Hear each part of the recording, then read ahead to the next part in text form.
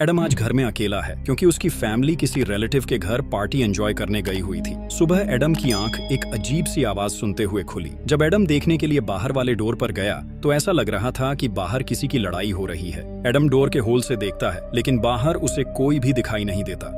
इसीलिए एडम अंदर आकर टीवी ऑन करता है, लेकिन तभी टीवी पर इमरजेंसी अलार्म सामने आता है, जिसे देखकर एडम एकदम से डर जाता है। इसीलिए जल्दी से देखने के लिए एडम अपनी विंडो की तरफ भागता है, लेकिन बाहर का नजारा देखकर उसको समझ नहीं आ रही थी कि ये क्या चल रहा है। हर तरफ अफरा तफरी मची हुई थी, लोग इधर उधर भाग रहे थे। तभी एक हेलीकॉप्टर एक बिल्डिंग से टकराकर तबाह हो जाता है। असल में दुनिया में एक अजीब वायरस फैल चुका था, जिससे इन्फेक्ट होने के बाद लोग कुछ ही सेकंड्स में ज़ॉम्बीज बन जाते थे और इतने खतरनाक ज़ॉम्बीज बनते थे कि इंसानों को देखते ही उन पर हमला कर देते थे। एडम बहुत ज्यादा घबराया हुआ था, लेकिन तभी एडम के डोर पर कोई नॉक करता है और बिना परमिशन के ही भागता हुआ अंदर आ जाता है, जिसे देखकर एडम के तो सांस ही बंद हो जाते हैं, क्योंकि एडम को लग रहा था कि ये भी ज़ॉम्बी है। वो आदमी एडम को समझाता है, देखो मैं तुम्हारा नेबर हूँ, गौर से देखो, तुम इतना घबराए हुए क्यों हो। आदमी कहता है, मुझे नहीं पता क्यों मेरे दोस्त मेरे घर आए और अचानक ही मेरी फैमिली पर और मुझ पर हमला करने लगे। मैं बहुत मुश्किल से अपनी जान बचाकर वहां से भागा, लेकिन मैंने तुम्हारा डोर खुला हुआ देखा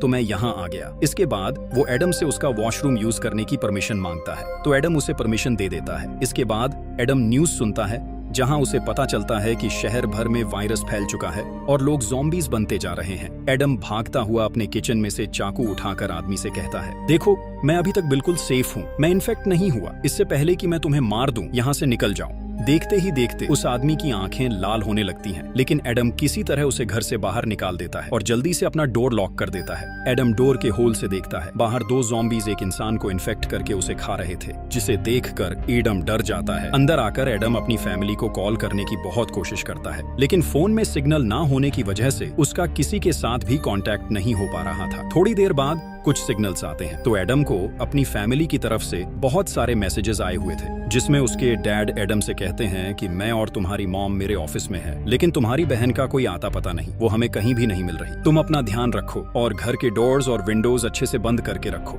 घर में किसी को भी मत आने देना। एडम दोबारा से फैमिली को कॉल करता है, लेकिन तब तक सिग्नल्स जा चुके थे, जिसकी वजह से एडम बहुत परेशान हो जाता है। बाहर बहुत सारे ज़ॉम्बीज थे, हर तरफ तबाही मची हुई थी। एडम को कुछ समझ नहीं आ रहा था कि उसे क्या करना चाहिए। तभी एडम अपनी फैमिली पिक्चर पर स्टे अलाइव लिखता है, जिससे उसे जिंदा रहने की मोटिवेशन मिलती रहे। अब ऐसे ही काफी दिन गुजर जाते हैं। एडम कई दिनों से बिल्कुल अकेला था। वो अपनी फैमिली से कांटेक्ट करने की भी बहुत कोशिश करता है, लेकिन उसका किसी के साथ कोई भी संपर्क नहीं हो रहा था। एडम के पास खाने पीने का सामान भी इतना नहीं था कि वो अगले वीक तक चल सके। एडम बहुत परेशान था। वो ज़ॉम्बीज से बचने के लिए अपनी सेफ्टी का इंतजाम करने लगता है। वो पूरे घर को बहुत अच्छे से सील करता है और बाहर वाले डोर पर फ्रिज रख देता है, ताकि ज़ॉम्बीज डोर ना खोल सकें। एडम अपने लैपटॉप पर अपनी रिकॉर्डिंग्स भी करता रहता है, जिसमें वो बताता है कि मैं बिल्कुल अकेला रहता हूँ। काफी दिन हो चुके हैं वायरस फैले हुए, मेरा किसी के साथ कोई भी कांटेक्ट नहीं हो पा रहा। मैंने कई दिनों से किसी को देखा भी नहीं, और ये भी कि मेरे पास अब खाने के लिए बस कुछ ही दिन का सामान बाकी रह चुका है। इसके बाद न्यूज में बताया जाता है कि ज़ॉम्बी वायरस इंसान के दिमाग पर अटैक करता है। जैसे ही कोई इंसान इन्फेक्ट होता है, तो इन्फेक्ट होने के बाद उनका दिमाग उनके कंट्रोल में नहीं रहता, लेकिन वो बहुत ताकतवर हो जाते हैं। उनकी देखने और सुनने की एबिलिटी बहुत ज्यादा बढ़ जाती है, यानी वो बहुत दूर से भी अपना शिकार देख सकते हैं, और अगर उनको कहीं से जरा सी भी आवाज आ जाती है तो उन्हें पता चल जाता है कि यहाँ इंसान मौजूद है। अब ऐसे ही काफी दिन और भी गुजर जाते हैं। एडम की दिमागी हालत अब बिगड़ने लगी थी। अब तक पानी आना भी बंद हो चुका था। एडम हमेशा की तरह अपना लैपटॉप खोलता है और रिकॉर्डिंग करने लगता है, जहां वो बताता है कि मेरे पास ना खाने पीने का सामान है और ना ही करने को कोई काम। मैं अब बिल्कुल तन्हा हो चुका हूँ। अगर कुछ और दिन मैं यहाँ रहा तो मैं पागल हो जाऊंगा। एडम अभी रिकॉर्डिंग करने को ही रहा था, तभी उसे घर में से बहुत अजीब सी आवाजें सुनाई देने लगती हैं। एडम डर जाता है। वो एक बेसबॉल बैट लेता है और देखने चला जाता है। असल में ये एक फीमेल ज़ॉम्बी थी, जो वॉशरूम के वेंटिलेशन से अंदर आ गई थी। ज़ॉम्बी एडम को ढूंढ रही थी, तभी पीछे से एडम उस पर हमला करके उसे मार देता है। इसके बाद एडम जल्दी से जाकर वेंटिलेशन को बंद कर देता है।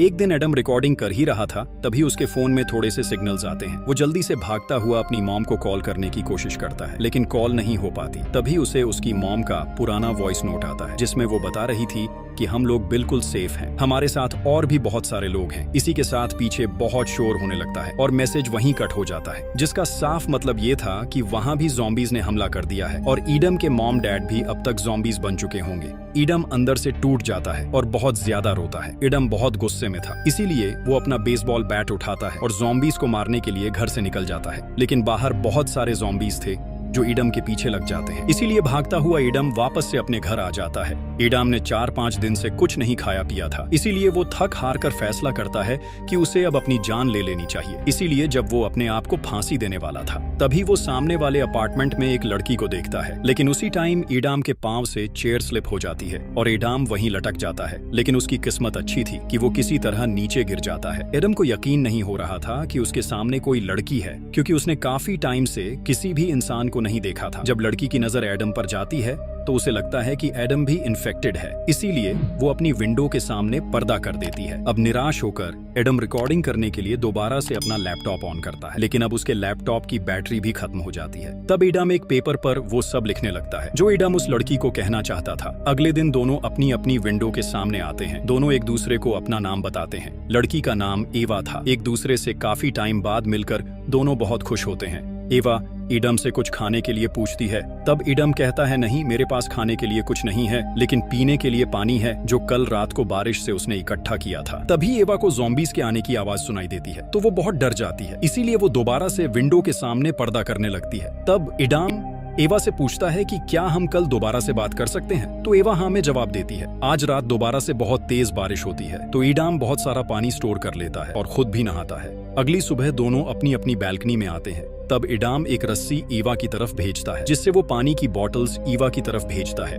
लेकिन बॉटल्स जब बैल्कनी के साथ टकराती हैं तो शोर पैदा होता है, जिससे ज़ॉम्बीज उनकी तरफ अट्रैक्ट हो जाते हैं। एक ज़ॉम्बी भागता हुआ आता है और ईवा के अपार्टमेंट के ऊपर जाने लगता है। दोनों बहुत डर जाते हैं, लेकिन तभी ईडम ज़ॉम्बीज का ध्यान अपनी तरफ करने के लिए उसकी तरफ एक बॉटल मारता है। तब ज़ॉम्बीज ईवा को छोड़कर ईडम के अपार्टमेंट में आ जाते हैं, जिसे ईडम पानी की बॉटल और बेसबॉल बैट से मार मार कर मार देता है। ईडम के घर के सामने एक ज़ॉम्बी नजर आया था जो उसका नेबर था। ईडम चोरी चोरी बहुत ध्यान से उसकी डेड बॉडी के पास जाता है और उसकी पैंट से उसके घर की चाबी निकाल लेता है। इसके बाद ईडम उस नेबर के घर जाता है, जहां वो एक मरी हुई लेडी को देखता है। ईडम उसकी तरफ एक हेलमेट फेंकता है, ये देखने के लिए कि वो ज़ॉम्बी तो नहीं और जिंदा भी है कि नहीं, लेकिन वो लेडी मरी हुई थी। इसके बाद ईडम उस घर के किचन में जाता है, जहां से उसे बहुत सारा खाने का सामान मिल जाता है। ईडम को वहां से और भी बहुत सारा सामान मिलता है जो उसके काम आ सकता था, जैसे कि कुछ हथियार वगैरह। तभी पीछे से एक ज़ॉम्बी आकर ईडम पर हमला कर देता है, लेकिन ईडम के पास हथियार था। ईडम उसे इस्तेमाल करके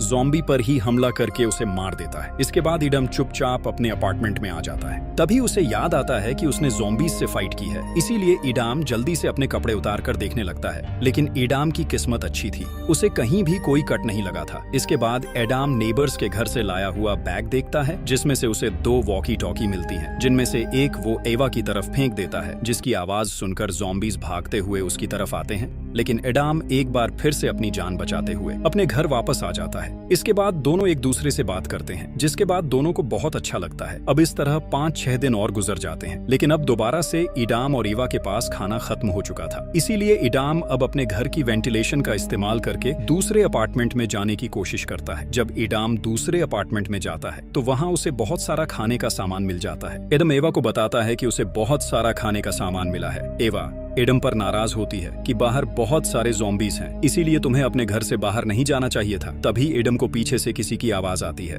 जो एक बूढ़ा आदमी था। दोनों समझ जाते हैं कि दोनों ज़ॉम्बी नहीं है। बूढ़ा आदमी ईडम से पूछता है कि तुम यहाँ कैसे आए। तब ईडम बताता है कि मैं अपने घर की वेंटिलेशन इस्तेमाल करके यहाँ आया हूँ। मैं काफी दिनों से भूखा था, इसीलिए मुझे खाना चाहिए था, इसीलिए मैं यहाँ आया हूँ। तब वो आदमी ईडम से कहता है, मेरे पास खाने पीने का बहुत सारा सामान है, अगर तुम चाहो तो और भी ले सकते हो। जैसे ही एडम सामान उठाने के लिए पीछे मुड़ता है, तब वो बूढ़ा आदमी अपने हथियार से एडम के सिर में हमला करता है, जिससे एडम वहीं बेहोश हो जाता है। जब एडम को होश आती है तो वो बंधा हुआ था। उसके सामने बूढ़े आदमी की बीवी थी, जो ज़ॉम्बी बनी हुई थी, और वो ईडम को खाने के लिए उसकी तरफ आ रही थी। असल में बूढ़ा आदमी अपनी वाइफ से बहुत प्यार करता रहा, लेकिन किसी तरह वो इन्फेक्ट होकर ज़ॉम्बी बन गई। बूढ़े आदमी ने वाइफ को मारने की बजाय घर के एक रूम में बंद कर दिया था, और जब उसे ज्यादा भूख लगी तो उसने अपने डॉग को अपनी वाइफ को दे दिया खाने के लिए। इसके बाद बूढ़ा आदमी वहां से चला जाता है। लेकिन इडाम किसी तरह अपने आप को वहां से आजाद करवा लेता है। तभी बूढ़ा आदमी अंदर आता है और अपने हथियार से इडाम पर हमला करने लगता है।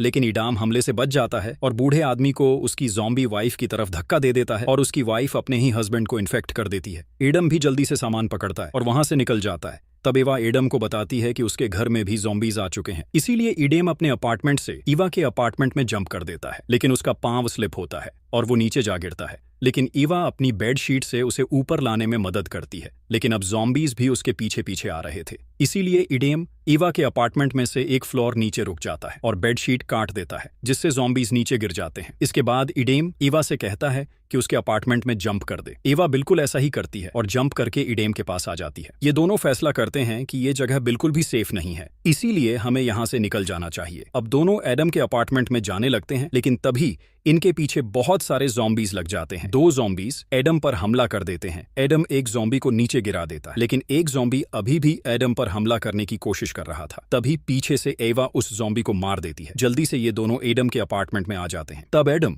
ईवा को बेसबॉल बैट देता है और कहता है मुझे जल्दी से मार दो, क्योंकि मुझ पर ज़ॉम्बीज ने अटैक कर दिया है। ईवा ऐसा नहीं करती तो एडम बिल्डिंग से छलांग लगाने वाला था। तभी वो अपनी शर्ट उतारता है तो पता चलता है कि उसे कहीं भी कोई चोट नहीं आई। मतलब ज़ॉम्बीज उसे कहीं भी काटने में कामयाब नहीं हुए, यानी वो ज़ॉम्बी नहीं बनेगा। दोनों बहुत ज्यादा खुश होते हैं और फैसला करते हैं कि हम दोनों इकट्ठे रहकर ज़ॉम्बीज का मुकाबला करेंगे। और इसी के साथ ये मूवी यहीं खत्म हो जाती है। काइंडली वीडियो को लाइक करें और चैनल सब्सक्राइब कर लें। हमें आपकी सपोर्ट की बहुत ज्यादा जरूरत है।